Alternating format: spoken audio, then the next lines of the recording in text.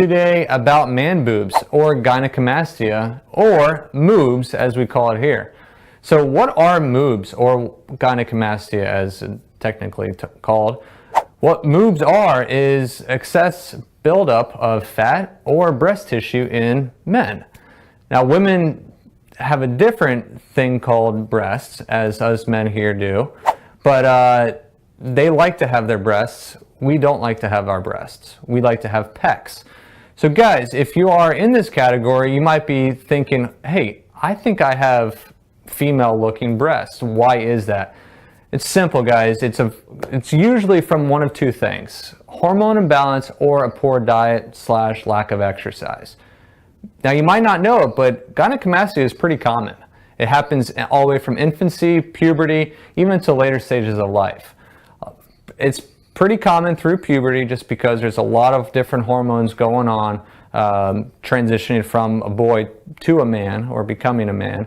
So there's some irregulations of testosterone and estrogen and things like that have a huge part of breast or tissue growth.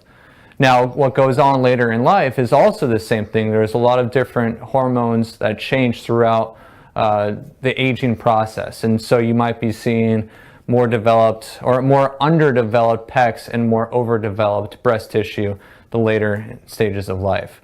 So guys, so what gynecomastia is, it's a simple condition, doesn't require any type of surgery, but there are two distinct categories of gynecomastia that I need you to know about. Pseudogynecomastia, that's just pretty much just being lazy. That's just overweight, sedentary, unhealthy lifestyle. And then the second is just your traditional gynecomastia, which is more about extra breast tissue. Just talked about what is gynecomastia, what causes gynecomastia, and now we're going to talk about why no one wants gynecomastia or man boobs. Guys, the thing is simple. It's not attractive. It looks awkward, and unfortunately, you can't hide it too much unless you're up north and you're in the winter all the time and wear layers upon layers. So guys, the answer is simple. You just don't like the way it looks. So research has shown that men with gynecomastia are a little more insecure and have some self-esteem issues, especially in the teenage years, as kids are going through changes. And bullying is an issue, and self-looks is a huge part of our confidence, unfortunately, as we age. So again, the main thing is it's just not attractive. So now if you're concerned with health and gynecomastia, don't be too alarmed just because there are really no direct health underlying issues with man boobs. Now, I want you to take that lightly just because in certain situations there have been known to have caused cancer in some men. But this can be a sign of an overactive thyroid, cirrhosis of the liver, genetic problem. But that's rare. So again, if you're concerned with the health risks associated with gynecomastia, it's always better to talk to your physician or talk to somebody who specializes in this field. So backing up just a little bit about cancer and gynecomastia. So there was a study that was determined within this study that gynecomastia was associated with the 10-fold increased risk of breast cancer in some men. Guys, don't be alarmed though. This is not common, but it can happen. Just like walking on the road can cause you to be killed. It's always an underlying issue that doesn't go according to what's general out there in the population. So guys, again, if you're concerned with underlying issues, go to your doctor and they'll definitely be able to help you out. So again, what causes gynecomastia? It's a sign of low testosterone. It can be a sign of sedentary lifestyle. It could be a sign of just something unknown like environmental issues. But guys, I want you to know that testosterone is easily swayed by many different things. So low testosterone is diagnosed when levels fall below a normal range of roughly 300. Upper range is close to 1,000. So there's a lot of different things that can occur in testosterone production to cause it to drop. Signs of low testosterone are often subtle and can be mistaken for a natural part of aging.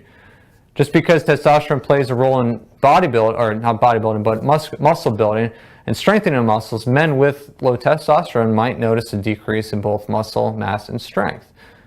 So if you're trying to prevent muscle loss through weight training, it might be difficult to build and repair muscle.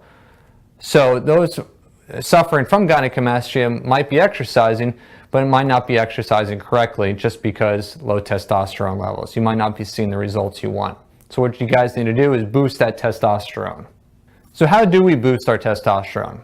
It's pretty simple, guys. Exercise, eating right. But also, if you want to take it up a little bit more too, you can always jump into some testosterone boosters. The main thing is you guys need to be exercising, lifting some weights, and also eating healthy. So there's a couple things that you should be eating to help boost testosterone. Beans, nuts, and surf and turf. Those are 3 food groups that I say yes to boosting testosterone.